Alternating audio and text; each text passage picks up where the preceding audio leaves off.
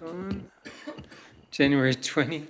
Our committee of the whole meeting, it's third Tuesday of the month that we regularly meet. So I'll ask for a motion from council to approve the agenda with 4 in-camera items that were recently added, I believe. Motion to move. Councillor Fox makes a motion. All in favor? Any opposed? Motion is carried. Moving on to unfinished business, we have our 2026 capital budget, and I believe we're turning it over right directly to our Director of Finance, and Brennan. Very good. The floor is yours.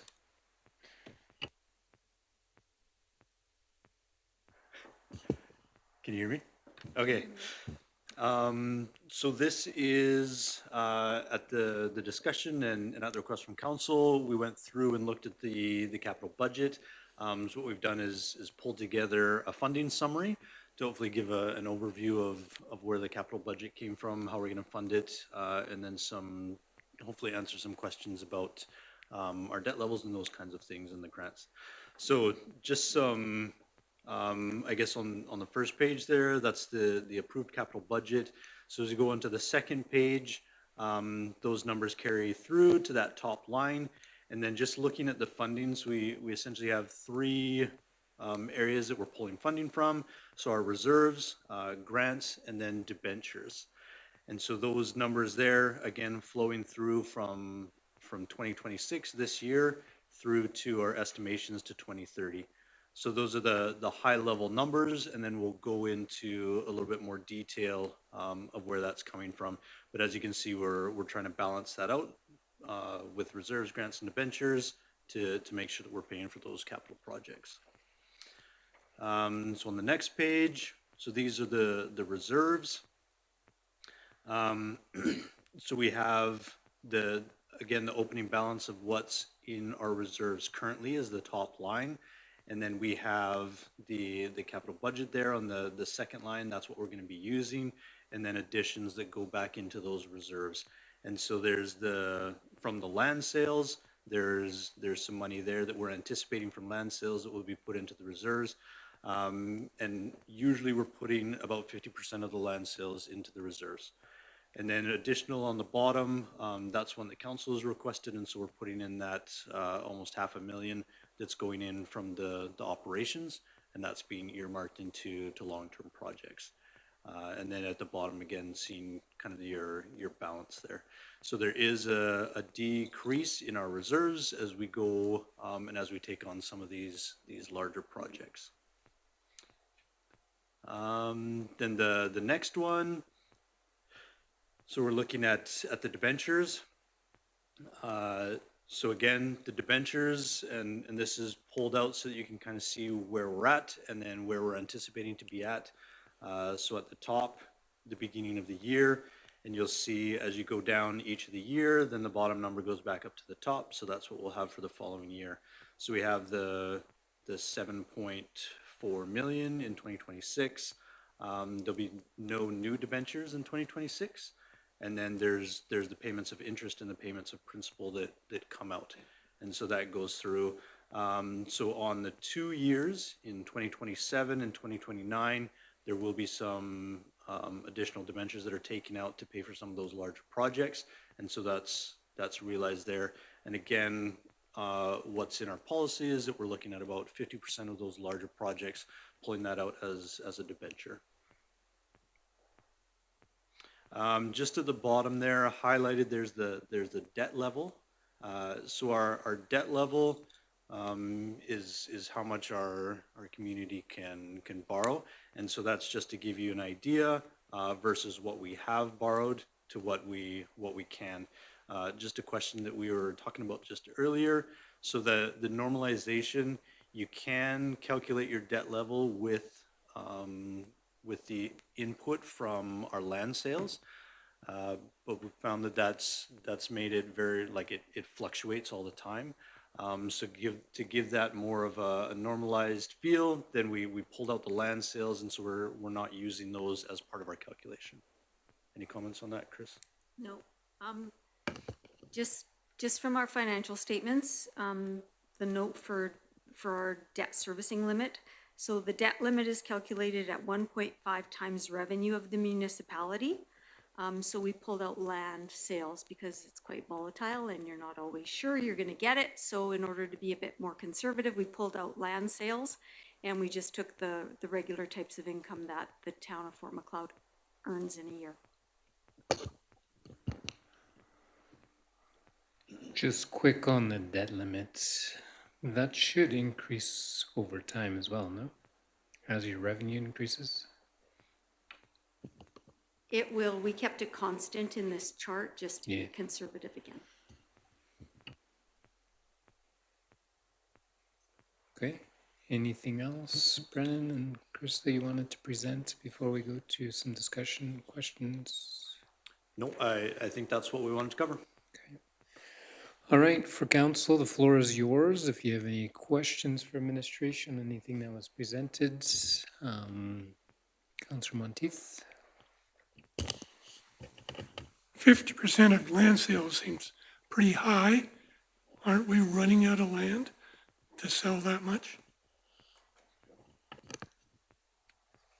You're referring to the numbers that are in there of 50%? Those are all tied to actual parcels that we have to sell. So all of those exist, or they, or they're on the horizon to exist. So those are actually tied to, I can share that spreadsheet with you too. But yeah, we do have an abundance of properties that are available to sell now and in the near future. So those would be conservative estimates or pretty aggressive? I think they were fair estimates. I mean, we put a number of them that we have available right now and we push them into 29, 30. Yeah, I mean, they're not guaranteed by any means, and it is only 50% of them.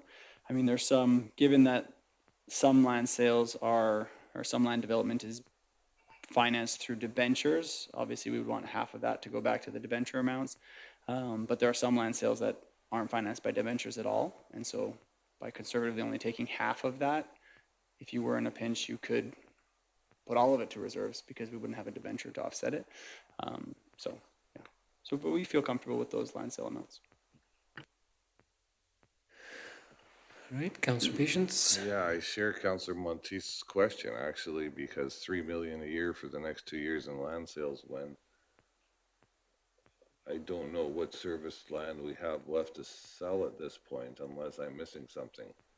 Sorry, 3 million over the next 2 years? 3 million a year for the next 2 years, because this I'm is only 50%. seeing 1.5 in 26, 1.5 in 27. Am I missing something? But that's only 50%. Yeah, okay.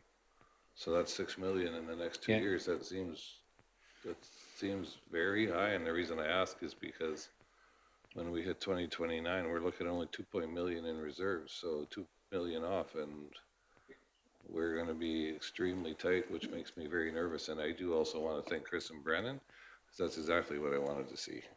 So I appreciate that. So indeed, are those land sales values 50% of the land sale, would you say? Let me just do a quick double check.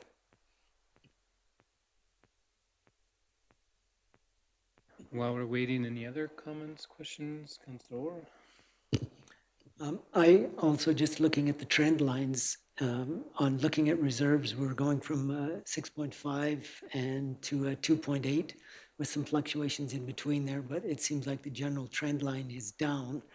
And then in relation to the debentures, the general trend line is up. So I'm wondering, do we have any policy, any standards in terms of where we want to keep our reserves at? I see that obviously the debenture position is still below our maximum ceiling, but still, what kind of debt level are we willing to carry on a regular basis? Is that something that you have some benchmarks with, or just those two lines, if we extend them out another 5 years from there, are we going to intersect? Like, where do we stop? What's our desired point? I think I we like that get the question, yeah. I like that we have some work, and we're doing projects and spending some of the reserves, that's great, but I'm just wondering about that overall look. Yeah, we can answer that. Yeah, Chris, did you have a comment on that? Not to make eye contact. I guess it's up to council and council's comfort level with debt versus reserves. I could maybe, I guess I could speak to my colleagues and just see what other communities our size kind of, what they feel is a good ratio of debt to savings. Could talk to the accountants. But ultimately, I guess it would be up to council. I'm risk averse, so I like to have a little bit in savings. I'd really like to see us have maybe a reserve at some point that we never touch and is just in an investment long term, and it's just a fallback position. But we're not there currently. But that's my Heritage goal. Trust Fund?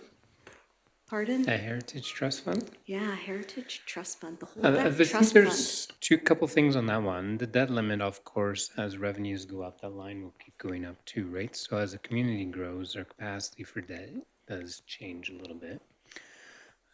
Some of the capital expenses that we have, even for 2029, are they 100% firm and approved? No. Those things, there's some options to delay some of those. I would also suggest when Avail does their audit, they typically do a really good job presenting comparables from communities our size. Throughout Southern Alberta, we can get last year's info from Avail. I think that's always helpful to kind of see where Fort McLeod fits in the mix based on communities in our region and our size. I always think that's good to review. And yeah, that's some additional comments to that. CEO Burdette, did you have any other feedback on the capital line or the land sale values? Yeah, I was having a bit of a hard time. My laptop didn't want to connect to the server. Yeah, so that is what we have forecasted for the 50%. Just let me pull here. So for example, when you look at 2026, 3 million in sales there, just in phase 2 of McLeod Landing. So those sales, the ones that haven't been finalized yet, because there's still about half of them that are not finalized, there's 592,000 in sales there. You've got a forecast of selling one of the multi-units, that's another 500,000. We've got a commercial lot, and we do have one of the offers on a commercial lot. The 135 acres that we have a current deposit on, that's the 986,000. Yeah, so as far as the estimate for the 2.9 million for 26, like I said, we're pretty confident because half of those have deposits. Some of them are, hopeful anticipations, like selling an additional multi-unit lot in McLeod Landing. But yeah, like I said, these are real numbers of land that we have in stock. The ones for 27 and 28 do get into phase 3 of McLeod Landing. So there's quite a bit of potential there, especially since we have some potential buyers in McLeod Landing phase 3 as well, even for the seniors parcel. Yeah, so just wanted to double check, make sure there wasn't some formula thing where it was higher than what we thought, but they're there. I know we've had some years, our average for the last 4 years, our average I think is 1.8 million. And so as we continually get more product online, I think we can move those estimates up a little bit. Yeah, like the land on the north or the far east side of town, beside the highway, what was that, 800? Was that kind of penciled in as well? The 10-acre piece? I actually don't have that one in there. And so that's one that because there's some uncertainty there, we just kind of put it off to the side. But there is still those potential sales for that land, south of Boot Trucking. I think there's development there. I think potential on that is probably Yeah, we put some of those into the 2030 range. yeah. Yeah. And of course, some of that we have to watch because there's capital costs involved in there, so Of it's course. not all revenue. Yeah, so some of these sales, because the land isn't developed, yeah, we have the cost associated with them too. Okay. Councillor Monteith? You alluded to it, but we've gone aggressive on investment in infrastructure because that investment now pays us down the road. Doesn't come through capital, but it comes through operating. So, in my mind, that's by design. So as long as we've got land sales to reinvest, that makes sense to me. At some point, we might not, but what we will have done is built up a lot of buildings, businesses, houses that are now going to be creating a lot more property tax than what we had before. So that's what doesn't show here. And there's heavy investment because if we're investing in new land and development, that creates its revenue. But there are two heavy projects that don't increase revenue, the arena and 10th Street. So we know those are dead projects from a revenue perspective, but we've gone through this before with the fire suppression out in the industrial park and that type of thing. We have to live with that because those are responsibilities we have. So it doesn't look the greatest, but we can always slow down the capital growth if the land sales isn't there, but it's a vicious circle. So I think we want to be ahead. So because our reserves are down lower, I'm not that concerned. If we clear them all out, that's one thing. But remember back to our first term, the provincial government wanted us to spend our reserves. They didn't like how we were building it up. So, I'm comfortable with this, but we just got to be mindful and look at this every year in this perspective and make sure we don't get overly aggressive. Very good. So I think for tonight, this was information. I don't think there's a decision or direction required, but we want to make sure we have the right information. So any other comments, questions from council members, council patients? Thanks.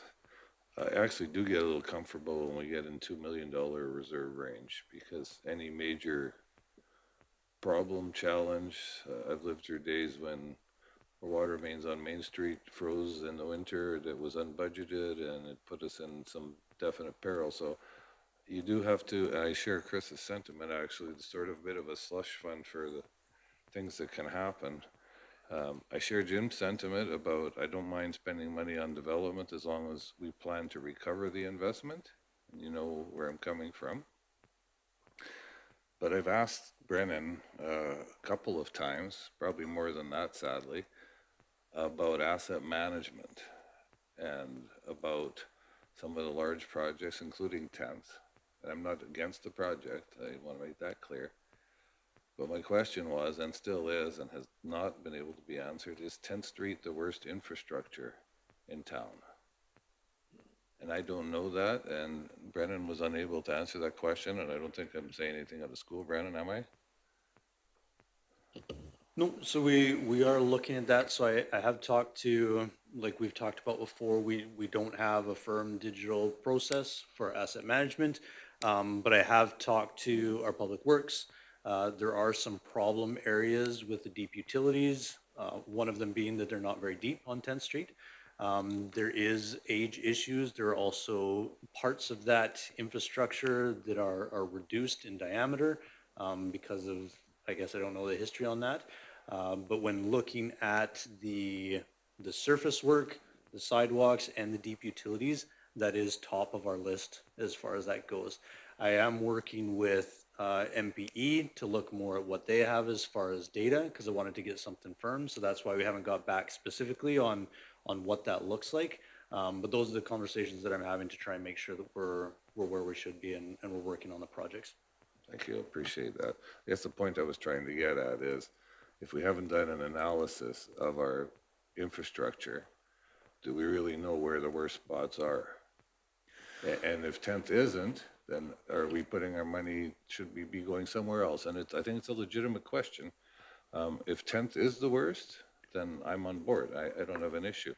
But I don't think we've done enough research yet to be able to, I just know that other communities will do a full evaluation of their water, sewer, street assets and actually lay out a capital master plan based on condition, age, those kinds of things.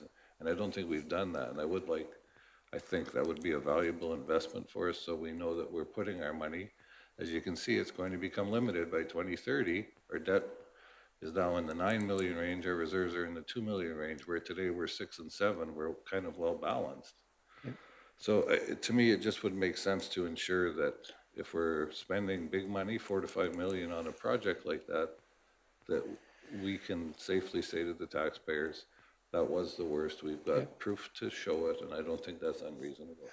No, not unreasonable at all, conservation. I know that the study's been done. This is preceding even Anthony's time. We can do, the report's out there. I believe we have the asset management report that shows 10th on the top, and that's why it's always been the first on our next list. And the actual reasoning behind it, I don't know, but I don't believe we would have gotten 10th to this point unless there was good reason. And there's evidence for it. I think we just have to dig it up and find it. And that may help, Mayor Frater. I have Yeah. not seen that, and Yeah. if there is those reports, I think council would like to see them as well. I've seen them, yeah, we definitely need to get those back to council so you can have a good look. They've highlighted all the streets are mapped out. I think there's color codes on all of them in red, green, orange. So there's definitely details on that. It's been a while since council's seen them. Would you agree, Councillor, or CO Burdette? That we have those? Yeah, I mean, I know there was some work that went into it initially. Like you said, when I joined the team, it was, they had the 60% plans by MPE, and the work was done as far as the determination on why it was on the list, and it kept coming down, and we kept punting it a little bit down the road. But no, I think that's we can obviously find that. Yeah. Find the studies, see what they have available, work with our engineers, continue to get information, because we do want council to be comfortable with that choice, because it is a tough one, because the return on that capital investment is, it's more of a community building piece. There's no revenue return on it. So I totally agree. We don't want to do that street and then find out another street was much worse and causes problems. But I believe you would be looking for somewhat of an opinion from the engineers then, that this is our priority item through administration. Okay. Thank you for that. Any other comments, questions? If there is any other feedback on the capital budget funding, please don't hesitate to reach out to Anthony or Chris and get some answers to your questions. This report definitely helped, and we appreciate the work that went into it. Okay, and we'll move on to item 2, rural renewal and rural entrepreneur stream. And we'll ask our economic development coordinator, Daniela Unker, to present to council.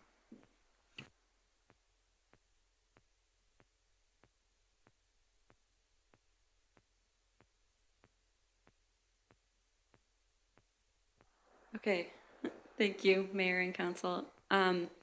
This report is to provide you with information regarding Alberta's Rural Renewal Stream and the Rural Entrepreneur Stream, which are part of Alberta's Advantage Immigration Program, also abbreviated as the AAIP. So the town has been requested by 5 local businesses to consider participating in the Rural Renewal Stream. These local businesses are experiencing ongoing challenges in attracting and retaining employees. They currently employ foreign workers but have no existing pathway to support these people in obtaining their permanent residency. These businesses employ a few skilled workers who already live and work in our community. However, several of these positions are at risk due to expiring work permits. Collectively, these businesses account for approximately 30 positions that are either filled by temporary foreign workers or have already been lost because there's no support for permanent residency. Participation in the Rural Renewal Stream would provide these employers with a tool to potentially retain their workforce and keep skilled labor in Formacloud. The town has also been approached by an individual who intends to relocate to Fort Macleod in March with the goal of establishing a business in the community. This individual is an experienced entrepreneur who currently owns and operates a business in his home country, and he meets all the eligibility requirements under the rural entrepreneur stream.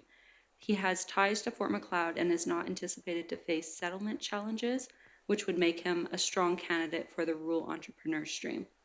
So what are these immigration streams? Alberta's Rural Renewal Stream was created to help rural communities attract and retain newcomers through a community-driven approach where the community submits letters of support, otherwise known as endorsement letters, for foreign workers within that community. The program is designed to address labor shortages and workforce sustainability challenges, which are commonly faced by small towns. Under the Rural Renewal Stream, communities must apply for and become designated before they can endorse qualified candidates. Foreign workers who have a job offer from an Alberta employer in a designated community and an endorsement letter from a designated community can then apply to the AAIP, so that's the Alberta Advantage Immigration Program. And that provincial nomination is worth about 600 points when that individual goes to apply for their permanent residency. And they would do that through the federal government or the IRCC. So this provincial nomination, it significantly improves their chances at getting permanent residency. So I'm going to first explain the Rural Renewal Stream, and then I'll explain the Rural Entrepreneur Stream. So very simply put, the Rural Renewal Stream is where a community applies and receives their designation to participate. They then determine which industries they will allow endorsement to. So they would determine which industries have the most need. The local businesses within the approved industries can then apply with the town to become a participating business within that program. Approved businesses can request the town to provide a letter of support or a candidate endorsement letter, it's the same thing, for full-time permanent foreign workers that they employ. The town reviews the candidate and provides a letter of support to the town's discretion. The foreign worker takes that letter of support and submits an expression of interest to the Alberta Advantage Immigration Program under the Rural Renewal Stream. If they meet the qualifications needed and they're approved and selected by the provincial government, that foreign worker will be invited to submit a full application to receive a provincial nomination. They can then take that provincial nomination and apply for their permanent residency through the IRCC. If approved and selected, they may receive their PR through Canada's federal government.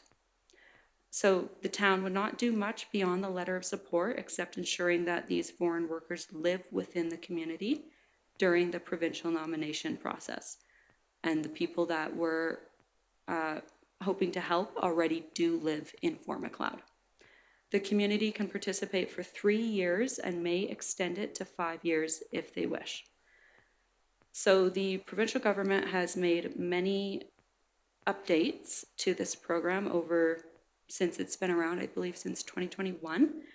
And they just recently announced some very important updates which were implemented this month. So those program updates include community endorsement allocation limits, a 1-year validity period for candidate endorsement letters, a tier-based endorsement model where tier 0, 1, 2, and 3 are given greater priority, and I'll talk more about that right away. And all candidates must have a valid work permit at the time of application and assessment. The endorsement allocation limits are very significant to the program. So starting this year, participating communities are allocated an annual amount of endorsement letters they are permitted to give, where previously communities could endorse as many people as they wanted. That is no longer the case. Given our population size, I estimate we might be permitted to distribute up to 20 annual endorsements. So that's a lot less than the program previously did for participating communities, but we would not know for sure until the point of community designation. So it could be less, it could be a little bit more. But just to give some perspective to that, last year the Government of Alberta processed 1,040 applications under the rural renewal stream. And there's about 34 communities that participate. So if you do the math, it comes to approximately 30 applications per community, but it's not divided evenly. Your community, they weigh it against your population and the need. So that's the rural renewal stream. In addition to the rural renewal stream, Alberta offers the rural entrepreneur stream, as I mentioned earlier, under the same AAIP program. This stream is designed to attract experienced entrepreneurs who are interested in either starting or purchasing or partnering in a business within a rural Alberta community. Similar to the rural renewal stream, participation in the rural entrepreneur stream requires the community to be designated by the province and requires the town to provide a letter of support for the entrepreneur. The rural entrepreneur stream is different than rural renewal in that it doesn't require an employer to reach out, but that the entrepreneur would reach out and contact us directly, and they would then be required to provide proof of the following requirements.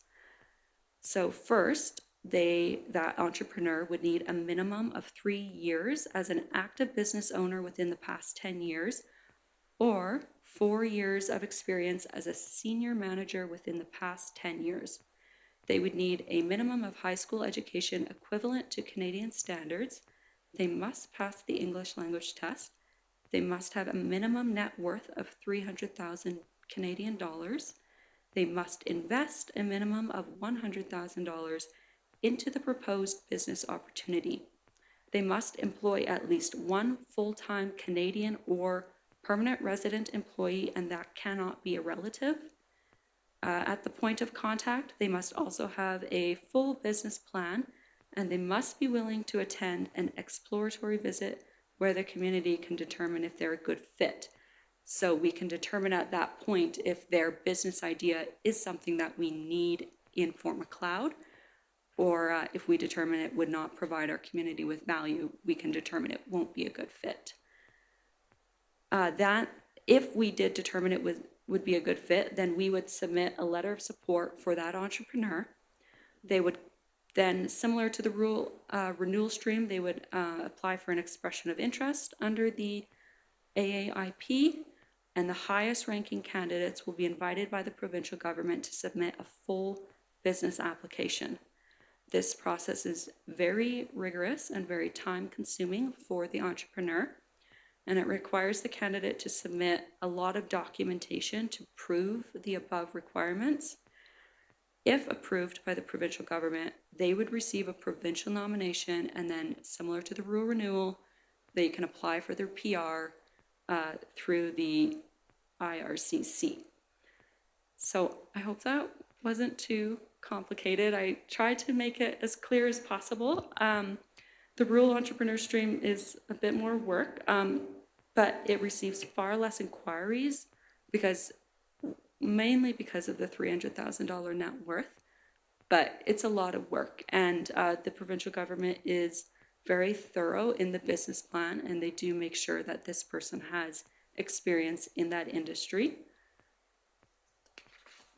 Okay, so before I move on, does anybody need any clarification on what these programs are? Not what they would mean for Fort Macleod or how we would implement them or the challenges, just any clarification on what the programs are, what they do.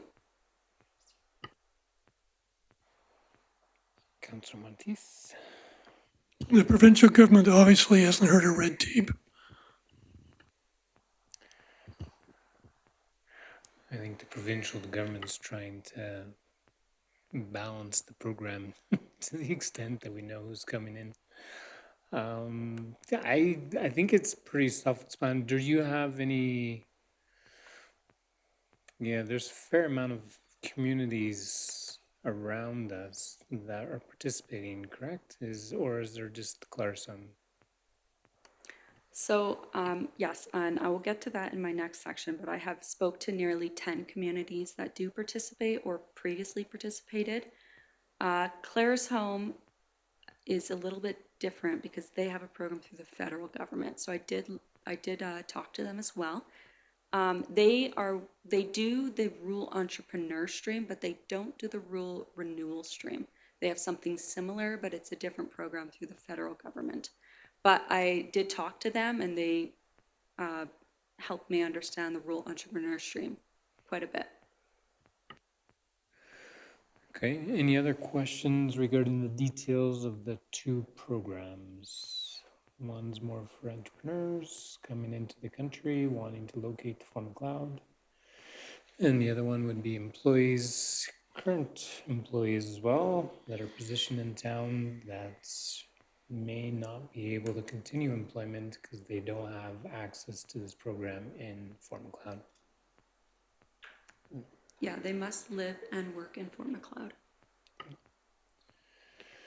So you're just dealing with that particular program, you're just dealing with those who are already employed. There is a paragraph in the background section that speaks that they simply have to have a job offer from an Alberta employer, a designated community, but then later in the document, it speaks of being at work for at least 3 months. So that's what we're looking at, is those who are employed and trying to assist them in getting to a permanent resident status. Yeah, so, and I'll get to that right away. Of course, an employer can try and attract somebody who doesn't currently live and work in our community through this program. I would recommend we focus on retaining people who are already here, because Fort Macleod already has a lot of people on temporary work permits here. They already live in this community, they work here, they contribute to our community. And I think and they're skilled workers as well. If we can keep them here, I think that's great before we try and attract new people. Is that the primary ask of the businesses, the local businesses that have approached us? Is that they're looking to Yes, assist those who are already employed? they have people already employed who are on work permits, and they would like to keep them because it's difficult for them to find employees with those skills. We already know we have a bit of a labor shortage in certain industries in Fort Macleod. So the businesses we've spoke to are eager to keep their skilled employees that they've invested time into at their businesses. Thank you. Councillor Patience? Yeah, and this, you may be coming up to this, Danielle, I'm not sure, but throughout this, I made several notes, and they were all the same notes in terms of why we would be limiting the participation to just trades, manufacturing, and healthcare.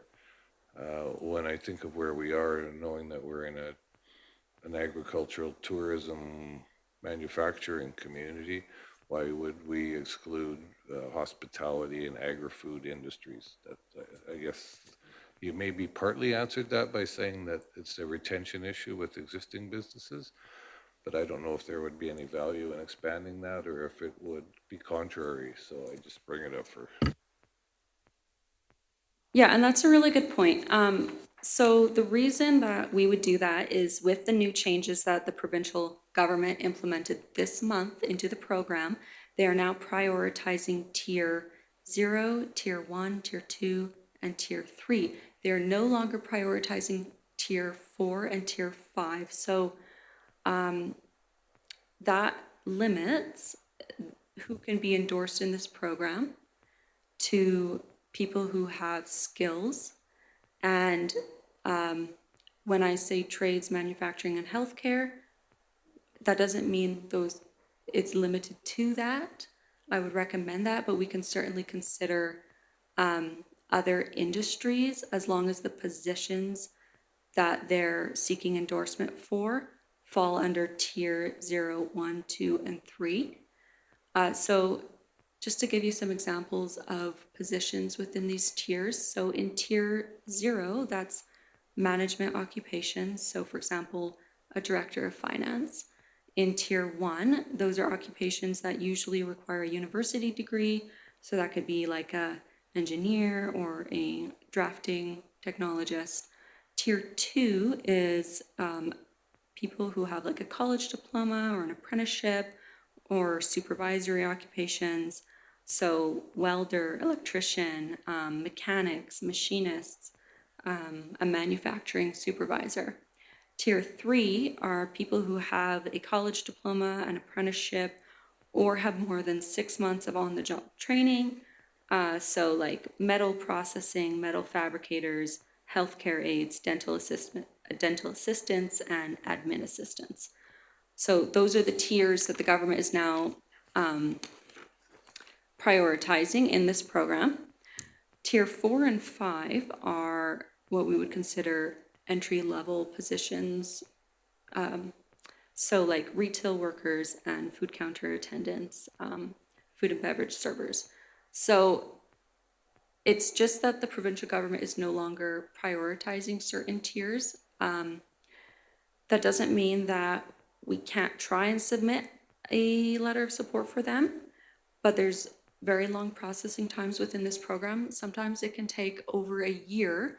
And with the new, just this month, they implemented a new rule that after 1 year, your letter of endorsement expires. So then you have to seek a new letter of endorsement. So if you're in an occupation or in an industry where the government is not prioritizing you and your expression of interest and your letter of support expires after a year, you then have to get a new one. So we would, essentially the first one that's given to them is wasted to a degree, in that we would have to issue a new letter to them.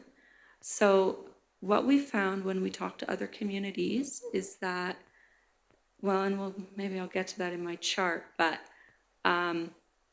they recommended to me that we limit the program to trades, manufacturing, and healthcare.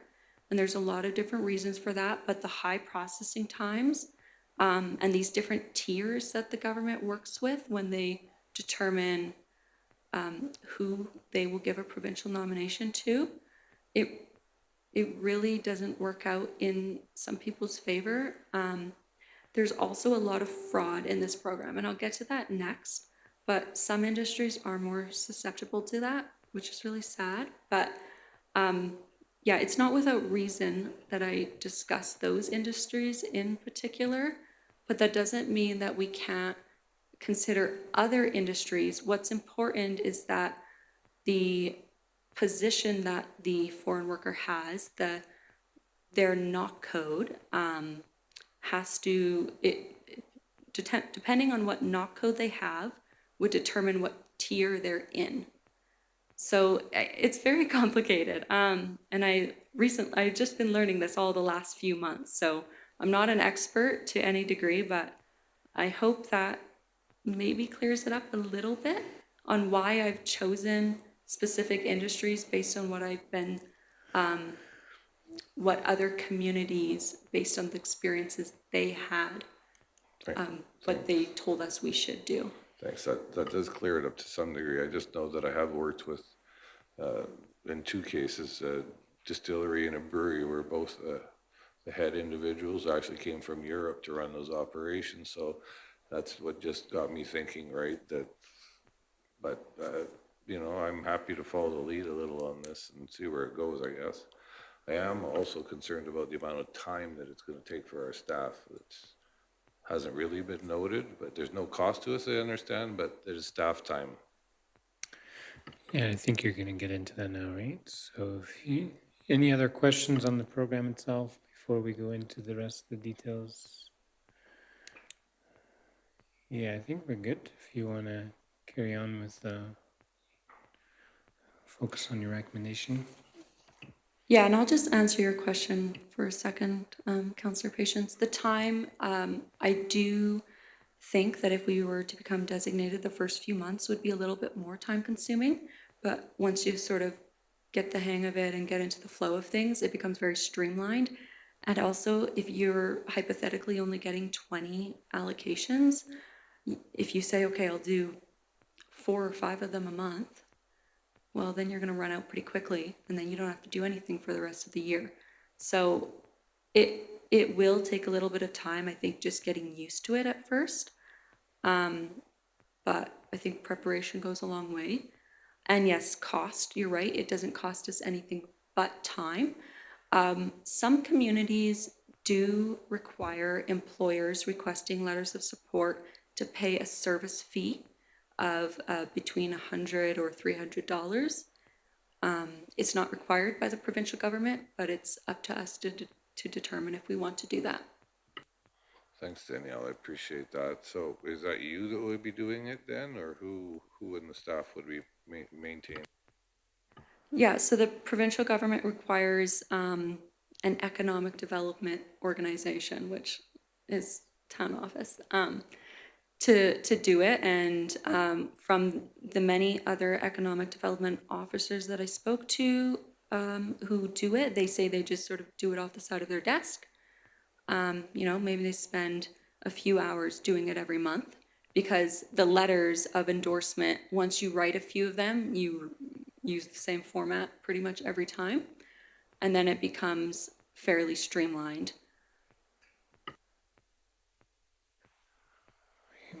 Very good, Councillor Waitress. Yeah, just along that same line, in your attachment here, you talked about doing regular audits of participating businesses as well as audits of employees to check their living situations and stuff. Is that something that you would take on as well, or? Because that seems to be to me, the most labor intensive part of running a program like this. Yeah, so I visit businesses anyways, so I figure, you know, if I'm in the area and I pop by and I say, hey, I'd like to talk to Bob, I want to make sure that Bob is working here and that Bob's not actually working in another community and cheating the system. So just stopping by and making sure that those people actually are full-time permanent employees of that business is important. As for their living situation, I would certainly not check up on that. But I would ask for their residential address. And I'll get to that in a bit, but the reason for that is primarily so you can make sure that they live in your community, because they have to prove to the provincial government that they live in the community that they're working in. So if an employer asks for a letter of endorsement for an employee, it's probably, you know, one of the first questions I ask is, do they live in Fort Macleod? Because if they don't live here, they have to live here, and, you know, we want to prioritize the people that do live here. Another reason I would ask for their residential address is so that I can make sure that you don't have, you know, 10 or 15 people living in the same house, because that has happened in communities that started this program a few years ago, is that they would discover that you'd have multiple people saying that they all live in this house. They didn't actually live there. So I hope that answers your question. The government of Alberta does not require that we ask that information. It's something that other communities have advised me to check up on.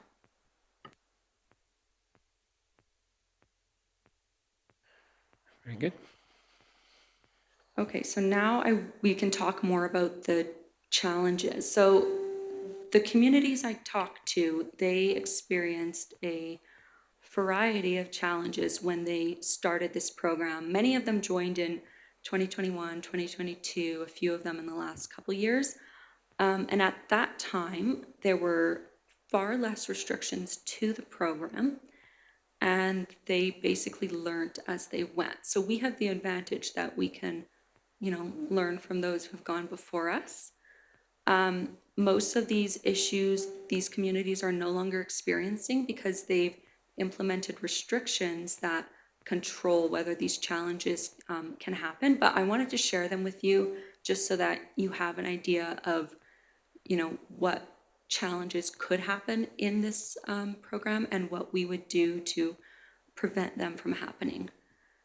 So firstly, when I spoke with other communities, they said that if you apply for your designation and you receive your designation, the provincial government adds your community's name to their website with pretty much no notice. So if you're not expecting that, suddenly you will receive a lot of emails and phone calls from immigrants, from consultants, asking about the program.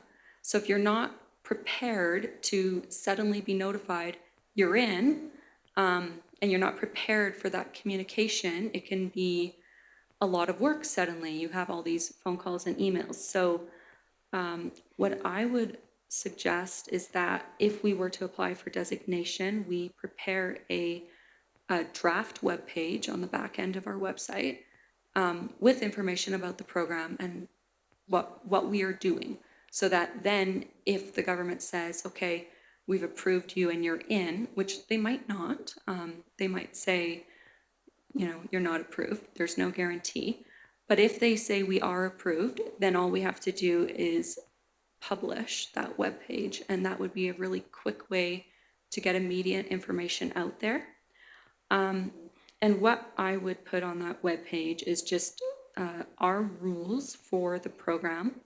So what other communities have suggested is that we say that we will not accept any direct inquiries from foreign workers. We will only accept employer-initiating inquiries. So only an employer can reach out and ask to be a participating business. We will not engage with, maybe I'll have a recurring email that goes out, but otherwise I would not engage with temporary workers who are either in Canada or abroad who reach out and ask about the program. We've also been advised that we set up an email address specifically for this program so that my work email address does not get flooded with inquiries. They've also said not to take any appointments with foreign workers who inquire about the program. So if people ask if they can stop by and talk to you at the office, just to not do it, because we can't, we can't help them in that way. They need to have a job and live in Forma Cloud for us to be able to help them, and their employer needs to be reaching out to us. So to have very clear communication on our website, but perhaps also in other areas about the program and what we're doing, just so that when consultants go on our website, they see what we're doing and what we're not doing. Another challenge with the program is your community response, community perception. In most other communities, that perception was very much around youth employment. So your community might become concerned that the jobs are not going to our youth. So then to go back to the tiers that I described earlier, our youth would primarily work in tier 4 or 5, which the provincial government is no longer prioritizing. So we could communicate with our community that this program would not interfere with the jobs that we perhaps encourage teenagers to work. And we could clearly define that on our website as well, but also through conversation. Immigration consultant fraud. So consultants will show up to employers that are participating in the program with cash, and they'll say, hey, here's 20 grand, and we'd like you to submit a letter or request a letter of support for this employee, and just say that they work there. But they don't work there, but the consultants are bribing employers to say, this person works here and this is their address. So there's a lot of consultant fraud. So we would not work with any consultants directly. We would encourage our employers to contact us directly if they want to be part of the program. And if they want to be part of the program, I would have a conversation with them, an in-depth conversation to ask, why do you need this program? Maybe I'll stop by their business and have this conversation in person, and then I can sort of check it out and see, do they actually have a labor shortage? or is this a business that perhaps, you know, has only had ever 10 employees and suddenly they want 5 endorsement letters, right? So those are things that we would look out for at that stage, just to verify the legitimacy of the employers and their intentions. Yeah, and we would also encourage the employers, you know, not to, we would warn them of the consultant fraud as well. And that there will be no tolerancy in that. There's also, you know, to expand on the immigration fraud, new businesses will open up in your town, and then they'll immediately request letters of support for the employees. So that problem has sort of been solved. The Alberta government now requires businesses who participate in the program to have done business in Alberta for 2 years. And I would go so far as to suggest that they should be doing business in Fort Macleod for 2 years, so that we know that this is a legitimate business who operates here, who actually has a need for labor. Because what was happening in other communities is they join this program, and suddenly, you know, they have 20 business licenses taken out, and all these new businesses popping up, and they're all businesses like marketing companies or PR firms or something that's out of an office where there's no physical financial investment. And then they request, you know, oh, we need, you know, 5 or 6 letters of endorsement for our employees. It's a very similar story in a lot of communities. So I was just curious, does council have any questions on any of the comments so far? Issues or concerns? I think you've done a really well-written report. I'm just wondering if council has any questions on any of the ones coming up as well. I think it's really clear what some of the challenges are and what some of the remedies are.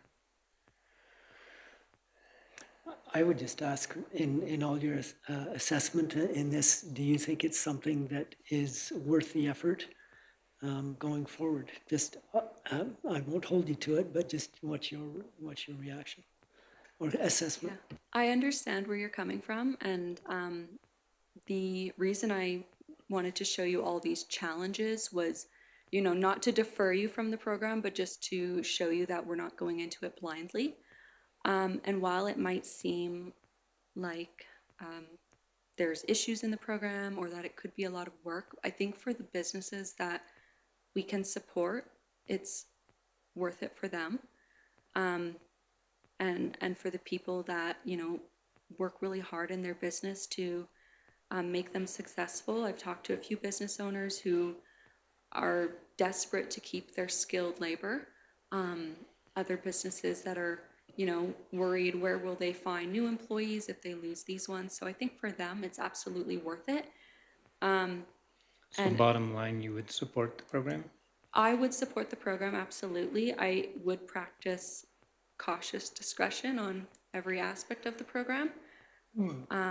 Which you have a lot of feedback on now, so we have some tools that we can have a make sure lot we're of doing feedback, a good and job. a lot of the communities have been really great and have, you know, Yeah, told me I can contact them with any questions going so forward. what would next steps be now? So the next steps, I guess, at a regular council meeting would be a motion, because I would need a motion from council to do the application. Then you would submit your application, and then if you're approved, the government will let you know, you know, how many allocations you can get. I don't know if they would make us wait till 2027. I don't know that. Okay, So they might let us join the program halfway through the year, they might not, I don't know. I've contacted them 3 times, and each time they've just sent me a link to apply for the program and referred me back to their website, so. so what would be the harms in applying as soon as possible? The harm, there wouldn't be harm, as long as we're prepared for it, like I talked about, making sure our website has the web page in Yeah. the background. and And potential negative feedback from the potential community. feedback from your community. See over that? Just, yeah, I think, I guess the one thing that might take us a little bit of time is just formalizing our processes and, Yeah. you know, all the, I mean, Danielle has done a great job at identifying these risks and how we would overcome these challenges. And so just formalizing our process so that it's really clear as soon as they give us the green mark. Is that part of we the know. application? I mean, yeah, I don't know, do they include that in the application? Or do we apply and then figure out the process after? So in the application, there's questions where we will describe what we will do. And yeah, it's not that we submit our, it's like a 2-page application. I've seen a copy of it already. And you just describe how you're going to support these employers, support the workers, how you're going to make the program work. You also have to describe the need for it in your community, talk about a little bit about the businesses that need the program, but it's fairly straightforward. Any other thoughts from council on direction, Councillor Monteith? So we've got temporary workers that want to be permanent. It takes a year for the government to sort through their application, whatever. The timing seems off.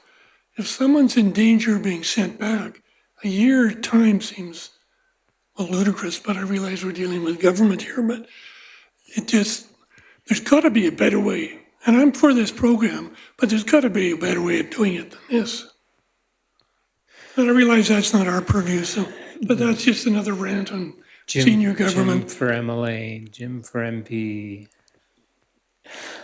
No, I get you. I think some of it we could have looked at implementing such a program a while back. I think the town's been approached a few times, but it takes some dedicated effort to make sure we're able to do it properly, right? So, any other thoughts, comments, hesitations? Would we recommend administration bring it to a council meeting as soon as they're able and council consider at that time? If council thinks we need to get ahead of any potential questions or feedback from the community, do we want to put out something sooner than later with a bit of the town is considering a motion for this and this reason? I think we might want to get ahead of it rather than after the motion is potentially approved. CEO Burdette? So we've been giving some thought to potential communications out there, just to try to shake people's, even their understanding or their bias when it comes to, like, you know, because some can say, you know, Canada's been in a bit of a dicey arena when it comes to immigration, but, you know, really highlighting people here in town, people that they might know. Like, why we would love to do like a video and, you know, take a number of people in town that work in town and say, hey, I'm hoping to get my permanent residency, right? Like, and identify people that are here, you know, and they could be from all walks of life and from all sorts of different countries. But I think that could help people shift, like, oh, I know that guy, it's at the grocery store, right? Those are the people we're trying to help. You know, we're not necessarily like, hey, everyone in the world come to Fort Macleod. It's like, no, people who are here, living here, working here, that's really what we're trying to do. And so we were thinking, already brainstorming some video ideas for that. Yeah, and I'm sure some of the businesses that you've mentioned would be able to provide some letter of support or examples. I think examples are always good because it's people you work with, work alongside, and may not even know they're struggling with the situation. Okay, so seeing no strong hesitation, we would encourage administration to bring it back to council for consideration at the soonest possible dates. So do you not want me to go through the whole chart that I prepared so carefully for you guys? I think we're, like, you can, but I think we're good. We've read it. I think we've asked if anyone has questions. I think that information is super valuable. So definitely not devaluing the work you've done. I think it's all there and very well detailed. If there's some things you'd like to highlight, that's great, but I think we've had a chance to read through it too. Can I just ask one clarifying question? We've spoken primarily about the rural renewal program, but you've also presented the rural entrepreneurship stream. I see less value in that one with those requirements, and I don't know what the administrative requirements would be, whether you get flooded for that, and we never get any kind of traction in that. So I wonder about whether we should be giving some sort of feedback as to one or both, or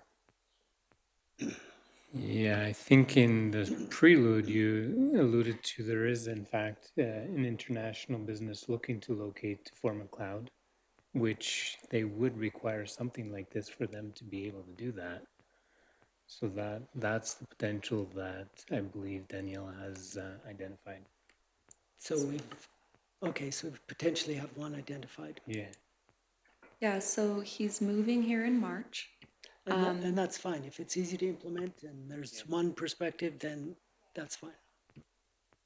I think for that program, we would, have to be very careful on what brings value to our community and what fills those industry gaps. And that we're not just submitting letters of support for entrepreneurs that are maybe repeating a business idea that already exists in town, or, right, we don't want to do that necessarily, but if we can fill some gaps, like if somebody wants to open an Italian restaurant, that'd be really great, something like that, so. Yeah, I think the example came through a local business and it was a friend or a colleague or a family that's currently looking to relocate, right? So that's, I think, the examples we'd be looking for. It's not like we're going out and advertising it per se, but if there's an opportunity that it makes it simpler for someone to be able to relocate into our community with some skill and business acumen, then I think that's a huge win. Councillor Patel? Well, this rural renewal program, I know that we are limiting to some sectors. Now, if business is already established in McLeod and it's not from this sector, if they want to apply, I don't think they should be denied the chance. Because we are doing thorough background check on existing business and stuff, but if the business is already here, let's say some child, any business, but if the business is already here and they want to apply, I think that you should not limit to that specific 3 trades. Does the same knock requirement apply to both streams or just the one? Just for the rural renewal, yeah, think for That's what you're referring to, more the entrepreneurial? No? the rural renewal, okay. Renewal program. Yeah, so if there's businesses beyond trades, manufacturing, and healthcare that we can help, we can, of course, certainly consider that. Again, I fall back on those ones just because that's where I see a big labor shortage. Those are the businesses who have approached us. That doesn't mean that we wouldn't consider other businesses. It's just important that the people that they're asking for letters of endorsement for fall within tier 0 through 3, because if they fall into 4 or 5, it's very unlikely they receive provincial nominations. So we can certainly consider other establishments, as long as the person they want to support is, within those tiers, because we don't want to set somebody up for failure. I think when we do some advertising, we can maybe also put something in there if you have experience or some opportunities, if people are seeing a shortage of labor and one they can contact and provide feedback too. Right? So I think there's opportunity for a little bit of feedback. Yeah, for sure.